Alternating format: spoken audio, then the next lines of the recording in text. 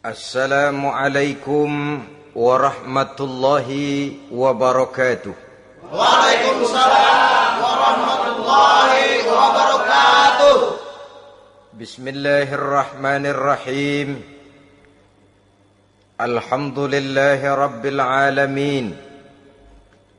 Wassalatu wassalamu ala ashrafil mursalin, imamil muttaqin, sayyidil ghurril muhajjalin, wa ala alihi wa ashabihil mujahidin at-tahirin, amma ba'du.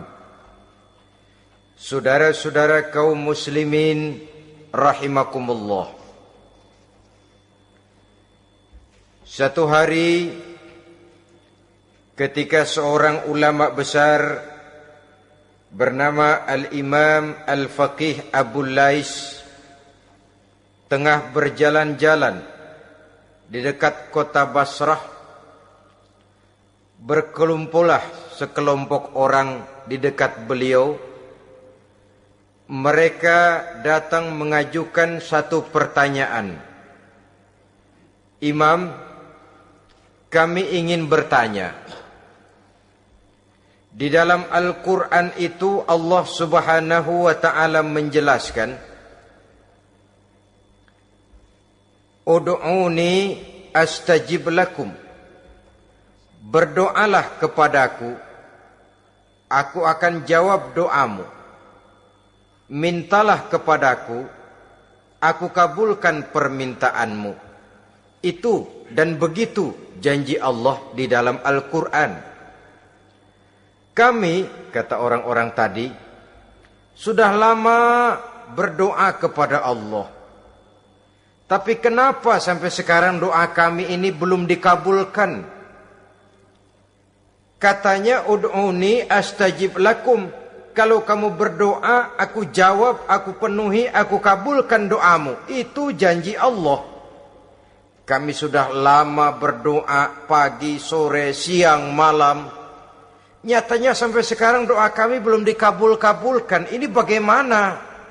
Apa ayat Quran salah? Apa Tuhan lagi lempengan gak denger?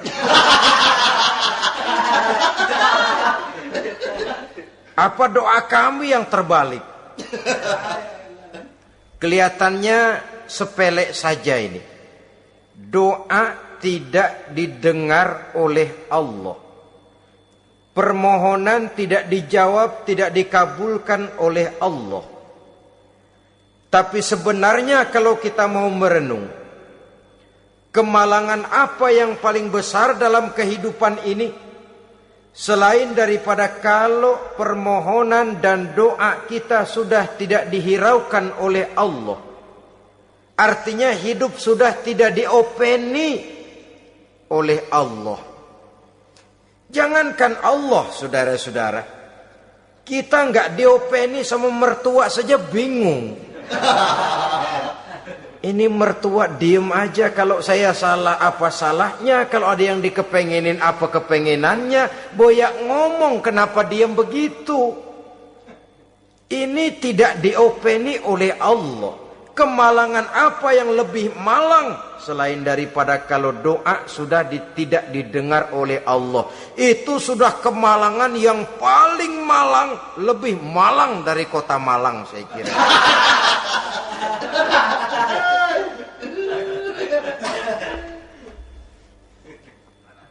Menghadapi pertanyaan ini, Imam Al-Faqih Abu Lais senyum. Lalu beliau berkata, tuan-tuan, tahu kenapa doa tuan-tuan tidak dijawab?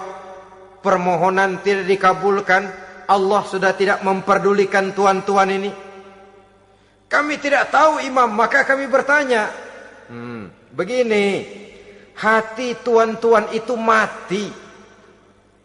Dari hati yang mati, channel tidak nyambung kepada Allah. Dari channel yang putus tidak ada getaran strom. Bagaimana akan timbul gejala? Hatimu mati, jadi pantas kalau doa tidak dikabulkan, permohonan tidak dipenuhi, doa tidak terjawab, hatimu mati.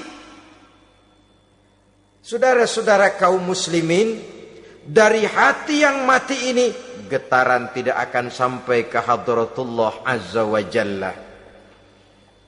Nah, ini juga satu penyakit yang kita sangat khawatirkan, yaitu apabila hati kita sudah mati selagi jasad masih hidup. Artinya, jadilah kita bangkai berjalan di hadapan Allah Subhanahu wa ta'ala.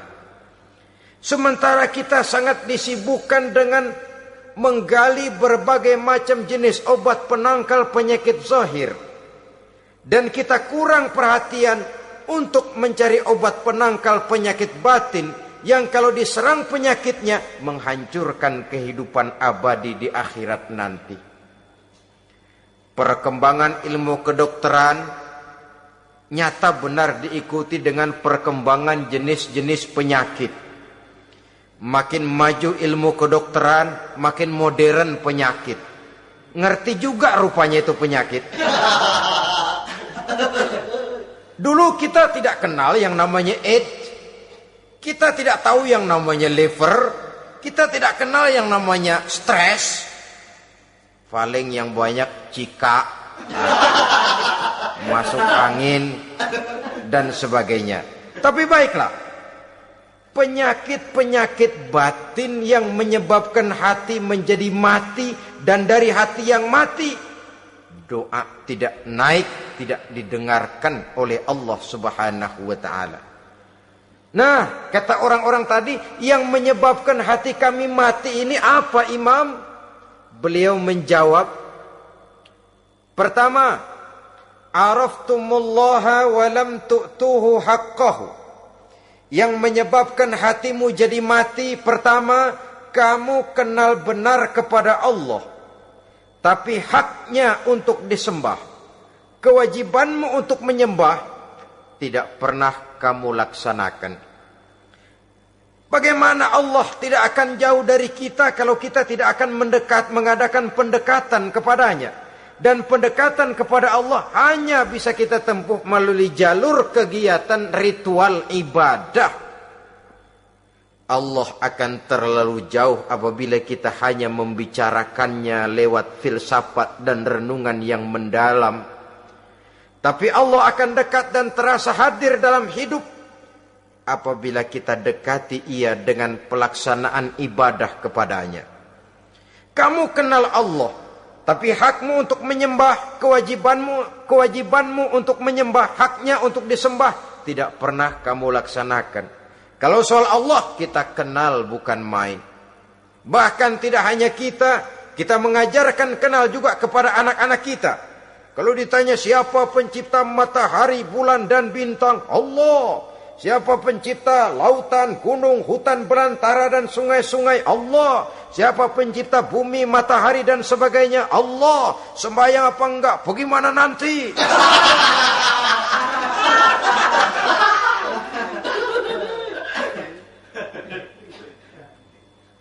Tanpa pendekatan, Allah akan jauh. Apabila Allah jauh, maka doa tidak akan didengarkan olehnya.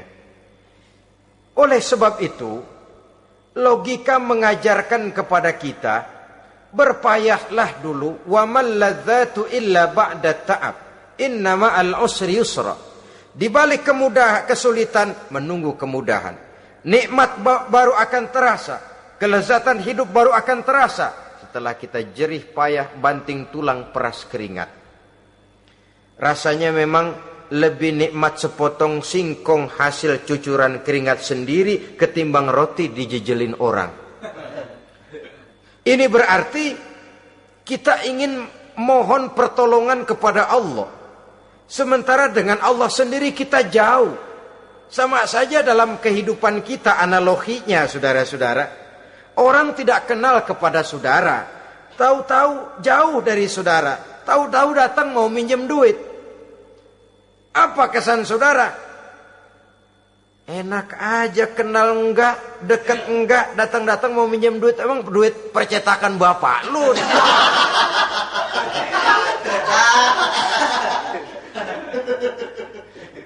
Sedangkan yang kita kenal, sedangkan yang kita bertemu tiap hari, Sedangkan yang sering datang ke tempat kita, kalau satu saat dia pinjam duit, toh kita kadang-kadang masih mikir.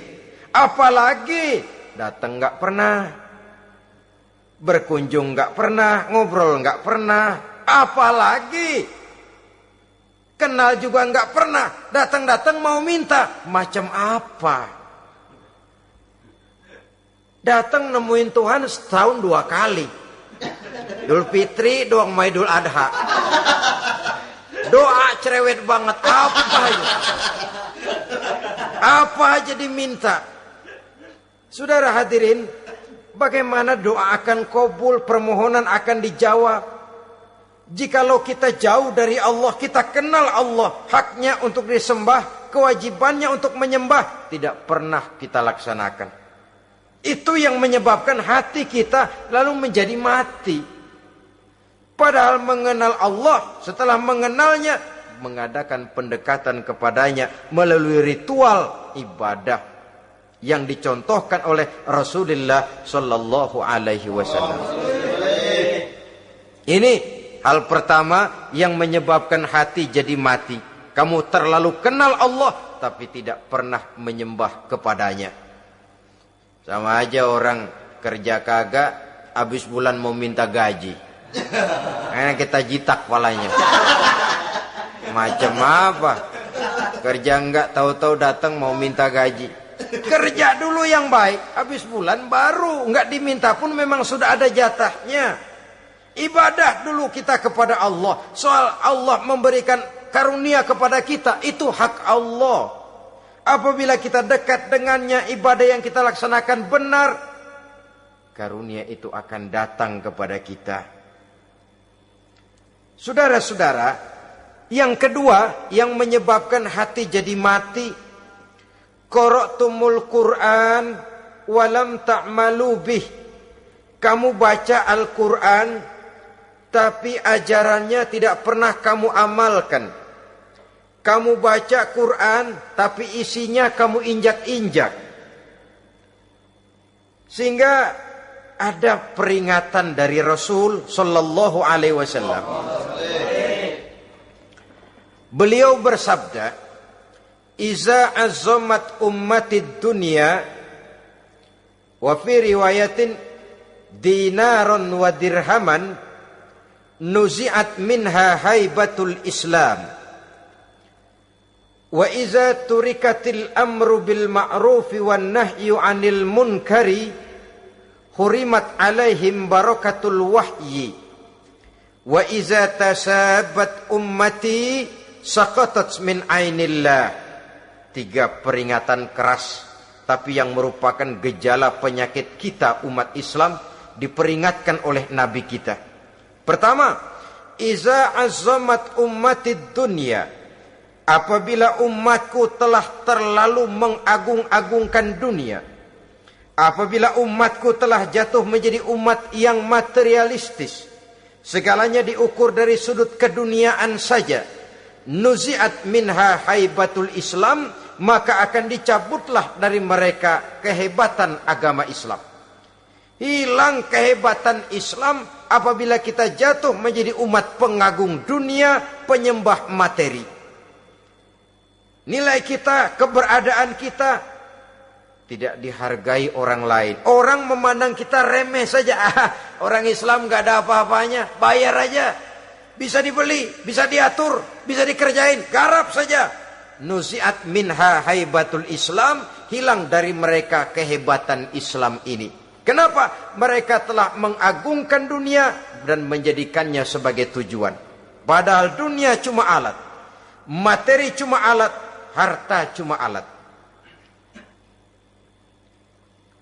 Yang kedua, wa iza turikatil amru bil ma'rufi wan nahyu 'anil munkari hurimat 'alaihim barakatul wahyi. Apabila telah ditinggalkan amar ma'ruf dan nahi munkar, maka hilanglah keberkahan wahyu. Ini yang ada hubungannya dengan masalah kita. Kita baca Quran, kita tidak amalkan isinya. Bagaimana hati tidak jadi mati? Amar ma'ruf dan nahi munkar ditinggalkan orang, hilang keberkahan wahyu. Pada saat itu boleh jadi Quran ada, tapi cuma tinggal tulisan saja. Islam ada, cuma tinggal sekedar nama saja. Diseminarkan, disimposiumkan, dimuktamarkan, tapi tidak dijabarkan dalam kehidupan sehari-hari. Apabila amar ma'ruf dan nahi munkar telah ditinggalkan orang, hilang keberkahan Quran itu. Akibatnya apa? Apabila amar ma'ruf tidak lagi digalakkan orang, nahi munkar tidak dilaksanakan orang, lalu orang menilai sesuatu menurut seleranya sendiri. Mana yang ma'ruf, mana yang munkar, tidak ada lagi patokan utama. Kalau baik kata otaknya, dia kerjakan. Tidak baik menurut otaknya, dia tinggalkan. Agamanya adalah otak, berhalanya adalah akal. Akhirnya umat kehilangan pedoman. Tidak lagi jelas mana batas yang ma'ruf, mana batas yang munkar. Dalam kondisi sedemikian, akhirnya akan terjadi penjungkiran nilai. Paling celaka nantinya, yang ma'ruf malah dianggap munkar, yang munkar malah menjadi ma'ruf. Peringatan ketiga dari Nabi, wa iza tasabat ummati saqatat min ainillah. Apabila umatku sudah saling berbantahan, apabila umatku sudah saling caci memaki, saqatat min ainillah, jatuhlah mereka dalam pandangan Allah Subhanahu wa taala. Hilang wibawa umat yang sudah saling mencaci maki, saling menjatuhkan, saling gasak, gesek, gosok. Justru agama menganjurkan kita ini saling asah, asih, asuh. Kadang yang kita praktekkan, kita ini saling gasak. Yang kedua, saling gesek. Yang ketiga, saling gosok. Gasak, gesek, gosok. Kacau kita ini. Saling gasak, menjegal kawan seiring, menggunting dalam lipatan. Saling gosok, fitnah sana, fitnah sini. Saling gesek, sikut kiri, sikut kanan. Tidak peduli orang lain luka dan sebagainya. Yang penting dia bisa nangkring. Jatuh kita dalam pandangan Allah apabila umat sudah saling mencaci maki. Maka kita kembali kepada persoalan. Hal kedua yang menyebabkan hati jadi mati, qara'tumul Qur'an walam ta'malu bih. Kita baca Al-Quran, tapi ajarannya nyaris tidak kita amalkan di dalam kehidupan kita. Akibatnya hati lalu jadi mati. Itu yang kedua. Yang ketiga, yang menyebabkan hati jadi mati dan doa tidak terjawab, idda'aitum annakum min ummati Muhammadin sallallahu alaihi wasallam walam ta'malu bisunnatihi. Kamu mengaku, kamu memproklamirkan diri sebagai umatnya Nabi Muhammad, tapi sunnahnya tidak pernah kamu amalkan. Malahan perkembangan paling akhir, bukan saja tidak mau mengamalkan sunnah, malah mengingkari sunnah. Inna lillahi wa inna ilaihi raji'un. Oh, Nabi Muhammad itu manusia biasa seperti kita. Sebagai manusia dia bisa salah. Dan ternyata hadis banyak yang palsu. Yang otentik cuma Quran. Selebihnya adalah sejarah. Tidak ada itu sunnah. Langsung saja kepada Quran. Oh, hadis itu bukan sumber hukum. Oh, tidak perlu mengamalkan sunnah. Saudara-saudara kaum muslimin, mengaku kita umat Nabi, tapi sunnahnya kita campakkan, tidak kita amalkan. Setelah tidak kita amalkan, kita campakkan. Setelah kita campakkan, kita ingkari pula. Inna lillahi wa inna ilaihi raji'un. Bagaimana hati tidak jadi mati? Kalau siang malam kita memproklamirkan diri sebagai umat Nabi Muhammad, sementara sunnahnya kita campakkan, kita abaikan, dan kita ingkari dia, sunnah itu. Padahal jikalau sekarang kita mengenal Islam, jikalau kita sekarang ngerti halal haram, tahu hak batil, bisa memilah dan memilih antara yang ma'ruf dengan yang munkar, itu utamanya adalah karena jasa Nabi Muhammad SAW, yang dari generasi ke generasi dilanjutkan oleh para sahabat, oleh tabi'in, oleh tabi'in, terus oleh para ulama-ulama sampai kepada kita sekarang ini. Walaupun beliau hanya berfungsi sebagai penyampai, tapi kepribadiannya dijadikan model oleh Allah Subhanahu wa taala di dalam kita melaksanakan kehidupan beragama. Bahwa beliau manusia seperti kita, memang dalam arti unsur biologisnya ya manusia, punya darah, punya daging, punya hati, punya perasaan, bisa sedih, bisa gembira. Tetapi beliau itu termasuk basyarun la kal basyar, manusia yang tidak seperti manusia pada umumnya, punya spesifik. Dan itu wajar sebagai seorang Rasul pilihan Allah, apalagi merupakan Rasul pilihan dari sekian puluh pilihan. Bahwa jamrud itu batu memang, tapi nilainya kan berbeda dengan batu kolar. Satu truk batu kolar dengan barangkali segenggam batu jamrud, nilainya tentu jauh lebih mahal batu jamrud. Kalau soal batunya, sama batunya, tapi nilainya berbeda karena esensinya berbeda. Kita manusia, Nabi Muhammad juga manusia, sama manusianya memang, tapi kualitasnya, nilainya tentu jauh panggang daripada api. Itu sebabnya Allah menjadikan beliau sebagai model. Laqad kana lakum fi rasulillahi uswatun hasanah. Di dalam diri Rasul itu terdapat contoh teladan yang sangat baik bagi kita. Oleh karenanya, pada pertemuan kali ini, apabila kita konsekuen mengaku umat Nabi Muhammad, marilah konsekuen juga menegakkan sunnahnya. 3. Yang keempat, yang menyebabkan hati jadi mati dan doa tidak terjawab, akaltum ni'mata rabbikum walam tashkurulah. Tiap hari kamu makan nikmat Tuhanmu, tapi kamu tidak pernah mau bersyukur kepadanya, kepada Allah Subhanahu wa ta'ala. Nikmat Tuhan kita doyan banget. Tidak pernah sehari dan sesaat pun terlepas diri dan hidup ini dari nikmat-nikmat yang diberikan Allah. Sejak kita bangun tidur sampai tidur kembali, bahkan tidur itu sendiri, di pasar, di sawah, di kantor, dimanapun kita berada, gak pernah nikmat Allah berhenti. Hidup kita dalam alam diberikan segala fasilitas untuk menunjang kehidupan. Gak pernah Allah pasang pajak matahari, gak pernah Allah pasang pajak gas udara. Nikmat-nikmat yang banyak itu tiap hari kita kecap, tiap hari kita nikmati. Tapi kita tidak pandai bersyukur. Padahal Allah memberikan peringatan keras dalam hadis qudsinya. Man lam yashkur ala na'mai wa lam yasbir ala balai falyakhruj min tahti samai wal yatlub rabban siwaya. Siapa yang tidak mau bersyukur terhadap nikmat yang aku berikan kepadanya, dan tidak mau bersabar terhadap ujian yang aku berikan kepadanya, silahkan keluar saja dari kolong langit ini dan cari Tuhan selain aku. Diusir oleh Allah.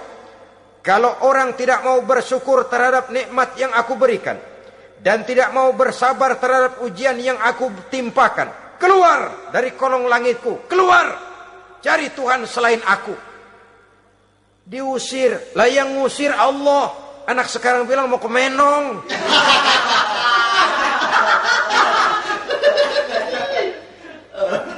Kalau diusir kita dari Jakarta, masih bisa pindah ke Bandung. Diusir kita dari Bandung, bisa pindah ke Jogja, Solo.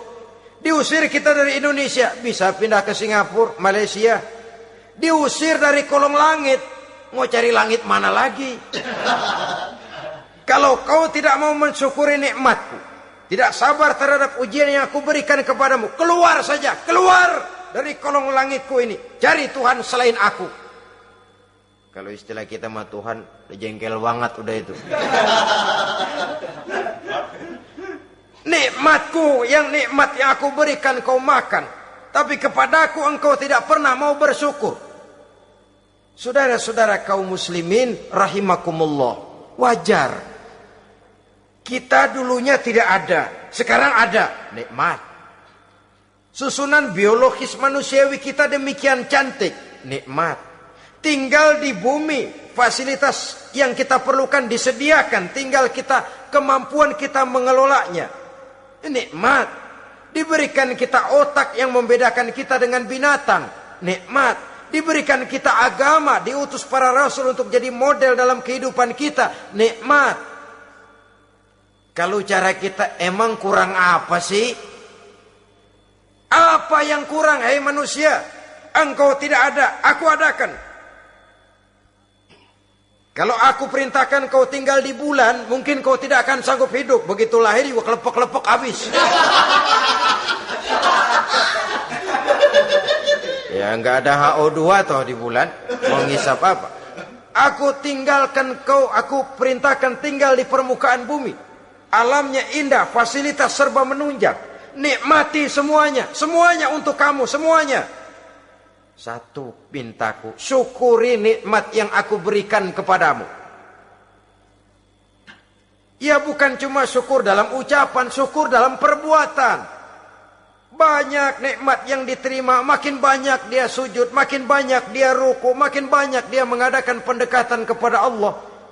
Syukur dalam artian berupa tindakan dan perbuatan, mempergunakan nikmat sesuai dengan kehendak yang memberikan nikmat itu sendiri kepada kita. Saudara-saudara kaum muslimin rahimakumullah, ini penyakit yang keempat. Kamu makan nikmat Tuhanmu, tapi kamu tidak pernah pandai bersyukur kepadanya, mensyukuri nikmat yang diberikan tadi. Bagaimana hati tidak jadi mati? Kita sibuk mempersolek jasmani, mencari obat penangkal penyakit zahir. Maka yang ramai di zaman sekarang, saudara lihat, salon, fitness, senam, macam-macam jenis. Tidak ada salahnya dan tidak ada jeleknya. Tapi kalau itu sampai melupakan kita kepada memperindah batin, memperbaiki jiwa, artinya bukankah kita perlahan tapi mempersiapkan diri menjadi bangkai berjalan di hadapan Allah. Dengan operasi plastik, yang pesek jadi mancung, yang sipit jadi belok,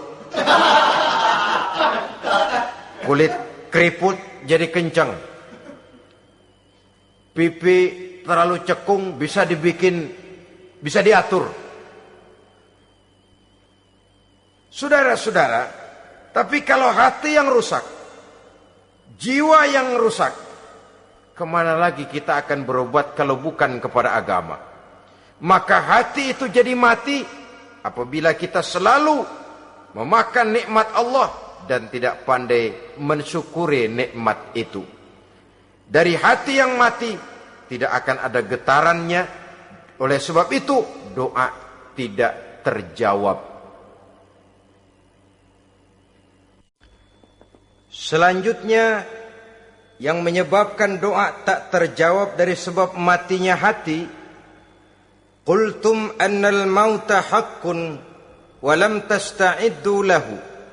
Kamu berkata, kamu yakin bahwa mati adalah sesuatu yang benar, tapi kamu tidak pernah punya persiapan untuk mati. Padahal menurut logika, orang yang akan bepergian jauh tentu dia harus mempunyai bekal yang cukup. Semakin jauh jarak perjalanan yang akan ditempuhnya, semakin banyak perbekalan yang harus dibawanya. Dahulu, seketika beberapa jamaah dari Yaman akan melaksanakan ibadah haji dengan nekat, mereka berprinsip, pokoknya kan berangkat haji jadi tamunya Allah, nanti Allah yang akan ngelayanin. Mereka nekat, modal badan doang berangkat. Diadukan kepada baginda Rasul, lalu turun peringatan dari Allah, wa tazawwadu fa inna khairaz zadi taqwa. Jangan begitu, bawa bekal. Sesungguhnya bekal yang paling baik adalah takwa. Bahwa berangkat dengan bekal takwa itu bekal yang paling utama. Tapi bekal-bekal yang lain pun jangan diabaikan. Kalau kita akan berangkat untuk tujuan yang baik, bekal yang paling utama memang takwa. Tapi tidak berarti harus mengabaikan bekal-bekal yang lain. Begitulah, semakin jauh perjalanan yang akan kita tempuh, semakin banyak bekal yang harus kita hadapi. Kalau saudara mau pergi ke Surabaya, tidak membawa bekal kemudian berani berangkat, rasanya sih saya pikir itu bukan berani, nekat namanya. Sama saja orang belum pernah sembahyang mati. Nekat tuh orang. Berani amat. Belum berbuat kebaikan barang sedikit pun sudah mati. Nekat namanya itu. Sama saja tadi, nggak bawa bekal apa-apa berangkat ke Surabaya. Sampai Surabaya belum tentu, sengsara udah jelas. Belum punya bekal yang baik sudah mati. Sampai ke surga belum tentu. Tapi kebelangsak dan sengsara, rasa-rasanya pasti itu. Oleh karena itu, kalau kita yakin mati sesuatu yang benar, sesuatu yang pasti datang menimpa, maka hendaklah kita mempersiapkan bekal. Kemudian, idda'aitumun najata minan nar, wa ramaitum fiha anfusakum.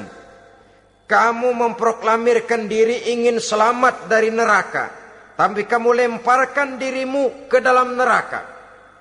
Bagaimanapun bajingannya bajingan, kalau ditanya, ente mau masuk neraka enggak? Jawabannya pasti enggak. Itu pasti. Perbuatannya sendiri yang melemparkan dirinya ke dalam neraka. Membiarkan dirinya berlarut-larut, bertimbun-timbun dalam dosa dan kesalahan. Dan tidak akan ada niatan untuk memperbaiki diri. Hanyut di meja judi, habis ditelan minuman keras, fitnah sana, fitnah sini, hasud sana, hasud sini. Padahal mulutnya ingin selamat dari neraka, perbuatannya malah melemparkan dirinya ke dalam api neraka.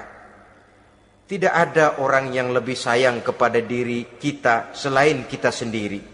Dan menyayangi diri itu tidak cuma dengan memandikannya sehari 3 kali, memakaikannya parfum dengan segala macam merek, memakai sabun yang wangi-wangi, minyak yang harum-harum.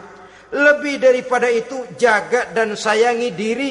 Jangan jatuhkan dia ke dalam perbuatan-perbuatan yang bisa menjerumuskan diri itu ke dalam neraka.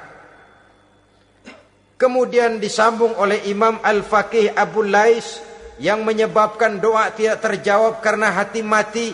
Idda'aitum dukhulal jannah walam ta'malu laha.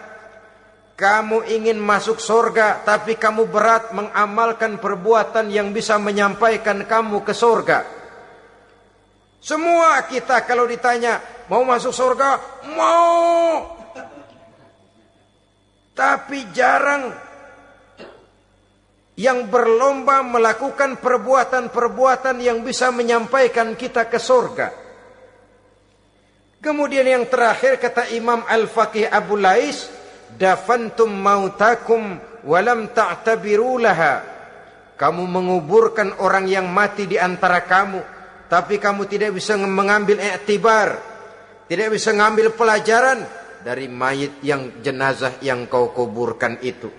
Mestinya kan nguburin orang tuh membuat sadar. Iya, kalau sekarang saya baringkan di liang lahat, menghadap ke arah kiblat, bantalnya tanah, setelah itu ditutup dengan papan, lalu ditimbun dengan tanah. Iya, sekarang giliran dia, giliran saya, entah besok, lusa, bulan depan, tahun depan, tapi pasti mengubur mayat, mengubur jenazah, tapi tidak bisa mengambil iktibar dari yang dilaksanakannya itu. Ini merupakan penyakit-penyakit batin yang merupakan handicap, yang menimbulkan jarak antara kita dengan Allah Subhanahu wa ta'ala. Pantas kalau itu semua ada pada diri kita, hati jadi mati. Dari hati yang mati, doa tidak akan tembus. Kita tidak lagi akan diperdulikan oleh Allah Subhanahu wa taala. Dan itu sekali lagi kemalangan yang terbesar dalam kehidupan kita. Bagaimana jalan keluarnya? Pertama, memperbaiki batin kita, menyelamatkan diri daripada penyakit-penyakit yang bisa mematikan hati seperti yang sudah saya sebutkan tadi. Yang kedua, berdoa dengan adab. Sehingga tata cara di dalam kita bermohon kepada Allah Subhanahu wa taala dibicarakan secara khusus oleh Al-Imamul Ghazali dalam kitab Ihya beliau yang disebut adabud doa. Adab di dalam kita melaksanakan doa kepada Allah Subhanahu wa taala. Setelah batin ini bersih dari penyakit-penyakit hati yang bisa menyebabkan hati jadi mati, berdoalah kita kepada Allah. Bagaimana adabnya? Kata Imamul Ghazali rahimahullah, yang pertama hendaklah ia di dalam berdoa itu memilih waktu yang mulia. Minal awqatis syarifah, kata beliau. Memilih waktu-waktu yang punya nilai mulia. Ramadan dalam 1 tahun, Jumat dalam tiap minggu, sepertiga malam yang akhir pada setiap hari. Waktu-waktu yang punya nilai mulia. Walaupun misalnya saudara berdoa pada hari Kamis, tidak ada halangannya Allah mau kabulkan. Ini tidak berarti bahwa kalau sudah berdoa hari Jumat lalu hari Kamis tidak mau berdoa, tidak. Lebih memilih mengintai waktu-waktu yang punya nilai mulia. Lailatul Qadar sekali dalam setahun. Waktu-waktu yang punya nilai mulia. Logikanya begini, saudara-saudara. Kalau kita datang ke rumah seseorang, tujuan utama kita minjem duit, yang paling pertama kita perhitungkan tanggal berapa nih? Kan itu toh. Tanggal berapa? Kalau tanggal 20 atuh minjem duit. Orang lagi ngap-ngapan. Boro-boro dia bisa minjemin, dia sendiri mungkin lagi pusing. Kita lebih dulu kita amatin tanggal berapa nih? Yang enak sore apa siang? Jam 2. Jam 2 dia baru pulang dari kantor, tapi giliran tidur. Kalau dia tidur dibangunin datang mau minjem duit, kagak dimaki-maki sudah kebagusan deh. Kan kita lihat waktunya, timingnya kata orang sekarang. Tanggal berapa, sore apa malam, apalagi gulem apa terang bulan. Itu semua sudah kita atur sedemikian rupa, memilih waktu. Yang kedua kata Imamul Ghazali, memilih keadaan yang istimewa. Kalau tadi soal waktu, yang kedua soal keadaan. Ada situasi-situasi di mana doa itu diijabah oleh Allah Subhanahu wa taala. Di antaranya kata Imam Abi Hurairah, "Inda zahfis sufuf fi sabilillah." Pada waktu mengatur barisan perang membela agama, di situ doa kabul. Inda nuzulil ghais, ketika turun gerimis, di situ doa makbul. Inda iqamis shalah, ketika salat mau didirikan, riwayat lain bainal azan wal iqamah, antara azan dan qomat, di situ doa makbul. Itu memilih keadaan-keadaan. Kemudian yang ketiga kata beliau, berdoa menghadap kiblat. Ya, apa kalau doa madhab mudik Tuhan gak tahu? Tahu. Tuhan gak dengar? Dengar. Cuma lebih etis. Lebih etis kalau kita berdoa menghadap ke arah kiblat. Saudara-saudara kaum muslimin rahimakumullah. Yang keempat, hifdzus shaut, menyederhanakan suara. Tidak terlalu keras, juga tidak terdengar orang lain, apalagi kalau doa kita diaminkan oleh orang lain. Tidak usah terlalu keras. Kenapa? Karena Allah yang kita meminta kepadanya bukan zat yang tuli, bukan zat yang buta, bukan zat yang tidak dengar, bahkan dia maha dengar. Juga tidak terlalu seperti orang berbisik-bisik, apalagi kalau doanya doa bersama-sama. Tapi kadang-kadang terdorong oleh husnuzon dari para makmum saja. Tidak peduli apa yang dibaca oleh imam, yang kedengaran cuma amin aja gerengan. Amin, amin, amin, amin, amin, amin.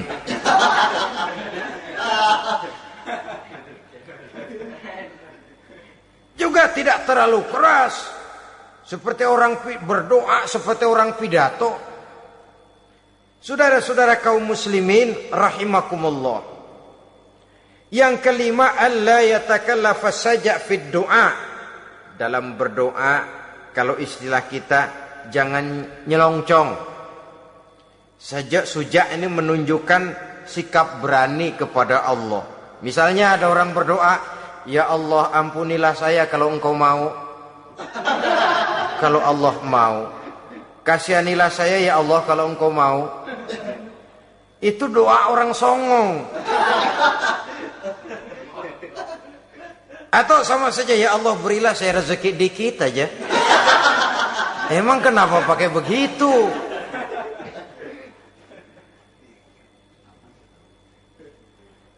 Allah yatakallafa saja fid doa.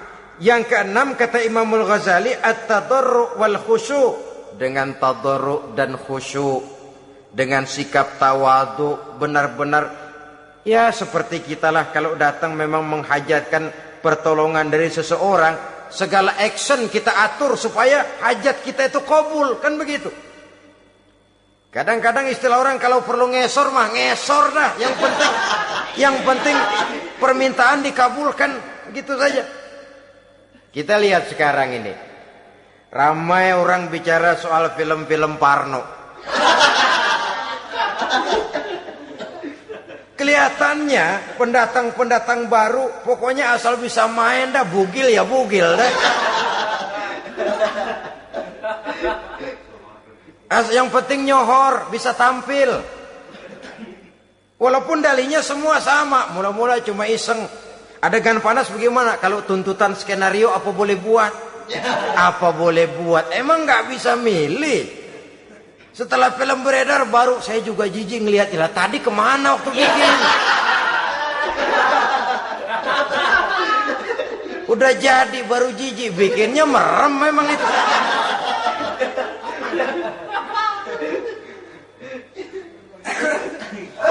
Tapi ada satu analogi, asal bisa main, asal bisa tampil di layar, apa saja jadi taruhan sudah. Bugil ya bugil dah, nggak soal dah. Pokoknya bisa main, tampil, nyohor, masuk koran.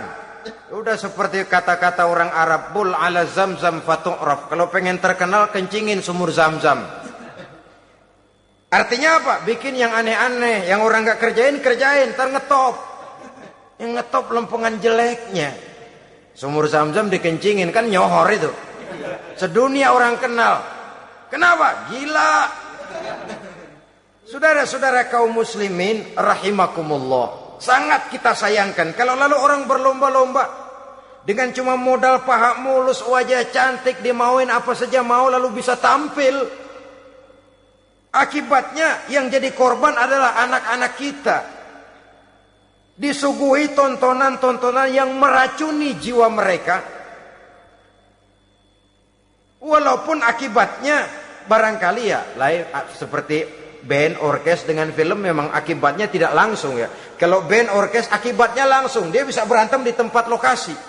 Film orang nonton tahu dia di tempat itu, bukan di tempat itu dia praktek, pulang jadi pikiran dia. Tadi serem ya. Ntar kalau udah kesempatan kita praktek. Ntar ngancemnya itu yang gak enak. Tapi yang saya analogkan dengan persoalan kita, tingkah pola artis apapun dilakukan asal bisa main. Nah itu tuh, asal dapat kesempatan acting. Dalihnya ya tuntutan skenario lah, Isenglah, macam-macam lah. Tapi yang jelas satu target, saya harus dapat kesempatan main. Untuk sampai ke situ, cara apa saja harus saya tempuh. Tidak peduli harus menginjak-injak norma dan budaya bangsa yang luhur. Tidak peduli harus bertentangan dengan kaidah agama. Tidak peduli hasilnya meracuni umat masyarakat, terutama generasi muda. Yang penting kan ngetop. Saudara-saudara, baiklah ya, itu soal lain. Tapi soal kita ialah at-tadarru wal khusyu'. Bermohon kepada Allah dengan tadarru, khusyuk dan tawadhu. Seperti kalau kita mau bermohon kepada seseorang, kita malah merendahkan diri. Pak, saya memang orang gak mampu, Pak. Utang saya udah selebar kampung, Pak. Anak udah 16 seperempat. Apa saja kita meratap, menghibah, mengeluh, merintih. Ujungnya kan, yang penting gue minjem duit dapat dah. Gitu. Apa kayak diomongin, pokoknya pulang bawa duit. Itu saja. Itu strategi manusiawi. Kalau ini kita adakan konteks, oh iya, kepada Allah lebih lagi kita tadarru, khusyuk, tawadhu. Doa dengan tawadhu, sebab kita akan bermohon kepada yang serba maha. Menghadap ke arah kiblat, duduk bertafakur dengan khusyuk, tawadhu. Jangan doa sembari tolak pinggang.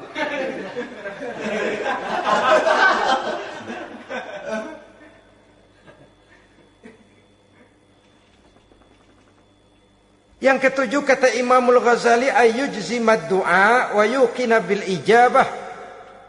Hendaknya dia menjazamkan doanya itu. Dan yakin bahwa doanya akan dikabulkan oleh Allah. Sebab kata Nabi, innallaha la yaqbalu du'aan min qalbin ghafilin lahin. Allah subhanahu wa ta'ala tidak akan menerima doa dari hati yang lalai dan main-main. Doa ke orang ogah-ogahan.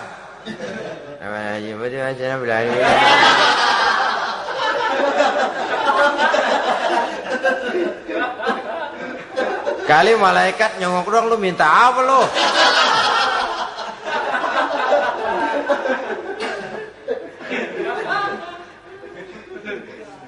Seperti tadi itu, kita datang mau minjem duit sama orang, ngomongnya ogah-ogahan. Minjem duit dikasih syukur, enggak ya udah. Ya enggak dah, enggak dikasih sudah. Kenapa? Mintanya begitu.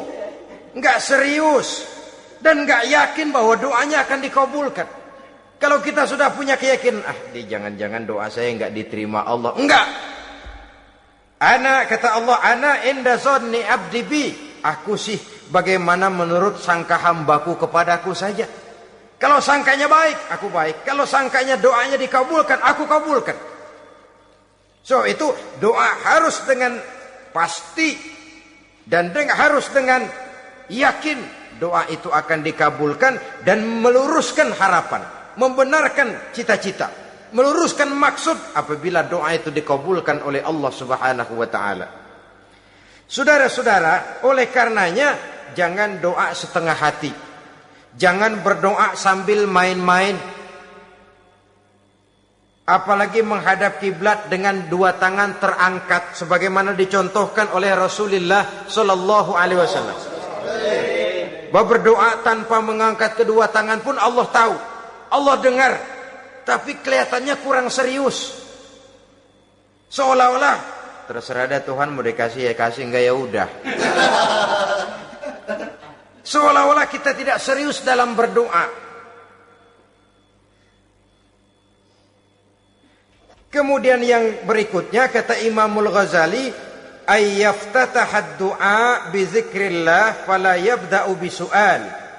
Hendaknya dia mulai berdoa itu dengan menyebut nama Allah, berzikir kepada Allah, fala yabda'u bi su'al, jangan langsung memulai dengan permintaan. Ini tata krama etisnya. Sama juga orang kirim surat, salam sejahtera kami haturkan. Padahal mah nggak ada itu juga nggak apa-apa. Itu kan maksud mukaddimah saja. Besar harapan kami semoga Bapak dan sekeluarga di sini pun berada dalam keadaan sehat walafiat. Selanjutnya kami telah dengar dari berbagai teman tentang kedermawanan Bapak, tentang bantuan Bapak di berbagai bidang yang menyangkut sosial pendidikan. Sehubungan dengan itu maka kami bermaksud mengajukan permohonan. Baru masuk itu mah 15 kalimat kesonoin, urusan lain. Intinya sehubungan dengan itu kami bermaksud memohon kepada Bapak. Kita mulai. Salam sejahtera kami haturkan, bersama ini pula kami macam-macam lah. Sama juga seperti tadi itu. Kita datang mau minjem duit. Datang karena kita tahu datang habis bulan. Malam terang bulan. Udaranya sejuk. Ngobrol lah kita. Dapat teh. Apa kabar Pak? Baik. Aduh Bapak sih, untung dah Pak. Kayak pemurah lagi. Saya tahu Bapak banyak nyumbang di mana-mana. Di Angon aja tuh orang di Angon.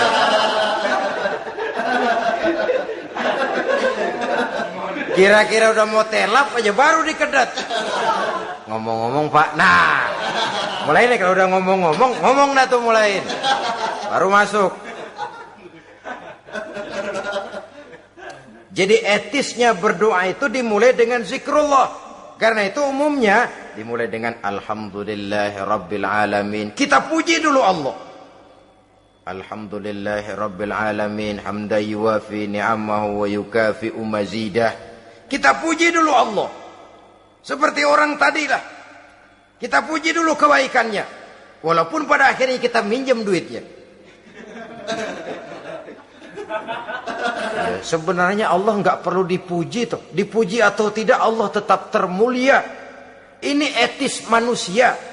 Allah tidak berharap untuk dipuji oleh manusia. Allah tidak untung seluruh alam memujinya. Manusia mau memuji atau tidak itu urusan manusia sendiri. Allah tidak minta untuk dipuji.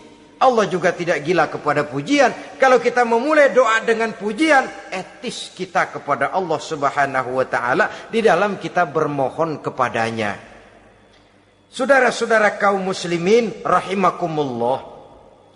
Kemudian menyesuaikan doa dengan kondisi. Ini termasuk syarat batin ya, taubat, waraddul mazalim kata Imam Ghazali, menolak segala macam kezoliman.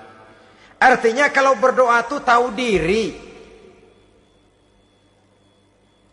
Kalau gaji kita sebulan 700 atau 800, 900 ribu, berdoa minta rezeki 1 juta, itu tahu diri namanya.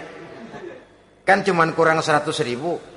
Kalau kerja kagak, minta gajian 1 juta. Pengen doa dikabulkan, rasanya secara etis nggak tahu diri orang berdoa seperti itu. Orang datang mau minta duit, mau pinjam duit kepada kita, kan kita lihat kira-kira mampu ngembaliin nggak nih orang. Kita lihat, kita evaluasi kemungkinannya. Lalu si yang minjem tentu tahu diri. Kalau memang kekuatannya ngembaliin, tidak seperti kekuatannya mulangin, hendaknya dia timbang rasa. Begitu juga kepada kita etisnya kepada Allah Subhanahu wa ta'ala. Tahu diri, menyesuaikan doa dengan keadaan.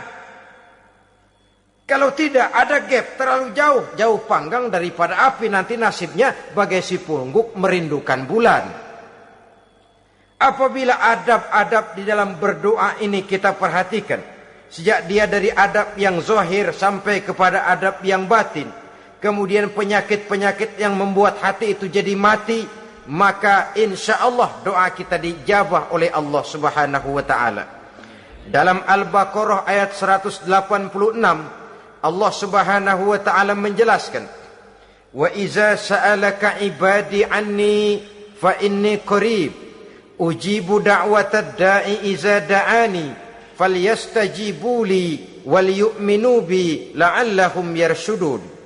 Apabila hambaku bertanya kepadamu Muhammad tentang aku, kata Allah, fa inni qarib, katakan kepadanya, aku dekat sekali dengan mereka.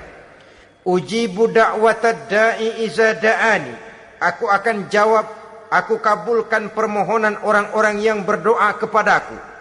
Falyastajibuli wal yu'minu bi, maka hendaknya mereka juga menjawab panggilanku atas dasar iman kepadaku. La'allahum yarsyudun, semoga dengan ini mereka kelak mendapat petunjuk. Saudara-saudara, Al-Baqarah 186 ini dengan nyata menjelaskan kepada kita, Allah akan menjawab doa, mengabulkan permohonan apabila kita falyastajibuli wal yu'minu bi, juga menjawab panggilan Allah atas dasar beriman kepadanya. Logikanya tadi itu, araftumullaha wa lam tu'tuhu haqqahu. Kita tidak pernah mau menjawab panggilan Allah sementara kita berharap doa kita dijawab oleh Allah. Apa enggak pincang? Apa enggak berat sebelah? Panggilan Allah kita berat memenuhinya, sementara kita sangat berharap agar permohonan kita, seruan kita dikabulkan oleh Allah. Menjawab panggilan Allah atas dasar beriman kepadanya. Kenapa? Ada orang menjawab panggilan bukan berdasarkan iman, tapi karena target lain. Datang sembahyang Jumat paling dulu, target utamanya pulang juga paling dulu nyabet sendal, nyabet sepatu. Menjawabnya iya, tapi tidak karena iman. Jadi apabila kita rajin menjawab panggilan Allah atas dasar beriman kepadanya, maka seruan, permohonan, doa niscaya dikabulkan olehnya. Ini saja, mudah-mudahan ada manfaatnya. Terima kasih atas segala perhatian. Mohon maaf atas segala kekurangan. Usikum wa nafsi bitaqwallah. Wassalamualaikum warahmatullahi wabarakatuh. Waalaikumsalam warahmatullahi wabarakatuh.